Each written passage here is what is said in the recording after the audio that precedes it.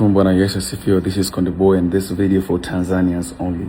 Last night I was online, I'm in Joburg and I saw nice studio. Congrats to my brother and his company and whatever. One thing I didn't like, hakuwa kuna sababu yoyote ya kuattack government ili trend.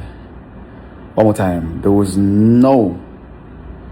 no point of attack government ili iweze good trend. You get a point.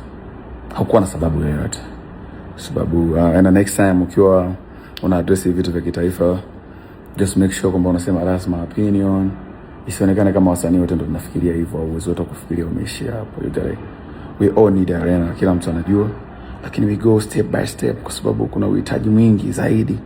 Umeona maana tuna uhitaji kuliko arena. So ukichunguza vizuri inakupa kinda selfish idea vibe.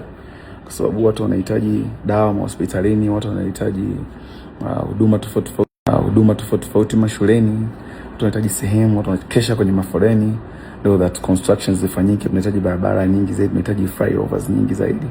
Kwa sababu tukisema leo tunaandaa event hapa watu 20 Dar es Salaam, you can't get them together ASAP. Unatakiwa utangaze 6 months watu ndio waweze kuja.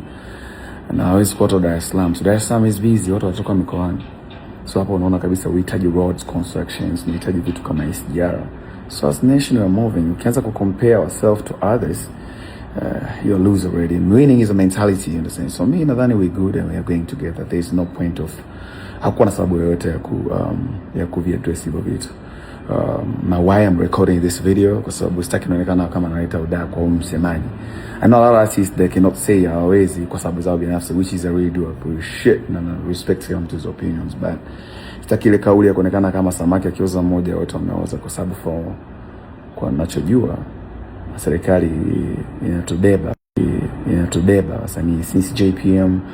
Umeona bana, hata zenza Mzee Kikwete weka wasanii pamoja kuwashirikisha katika matukio tofauti ya serikali. So hii naona kabisa kwamba inaweza karibu mkate hata kwa watu wengine ambao wanapewa favor za serikali au wanapewa kazi za serikali, wasanii pia.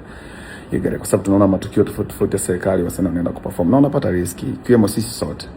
Yegere so saki ile kauli kusema samaki akioza mmoja wote wameoza. We still need government na iko hapo mstari wa mbele. You get it? So yeah, we move slowly as a nation, understand? Kwa sababu hata hivyo viwanja vya mpira ambavyo vinazungumzwa kwa vinafituliwa kila siku. Tunapokuwa na matukio yetu ya kimuziki tunafanya kwenye viwanja vya mpira. Wewe utakuwa shahidi. If you're watching this, wewe ni shahidi. Na serikali inatoa permission. I don't know what was the idea, lakini I didn't like that. So sitaki kuonekana kama wasanii wote ndio opinion zetu zimeishia hapo. Really do respect my brother, but this is too personal because commission wasanii kionekana msanii leo anaizungumzia serikali, tunaonekana ni wote. You get it? Yeah, so tuombe, tusishindikize, tusidemand, you get it? Kwa sababu tutambue kwamba kuna makundi tofauti. Ukiachana kundi letu sisi za wasanii, kuna walemavu, kuna wagonjwa, kuna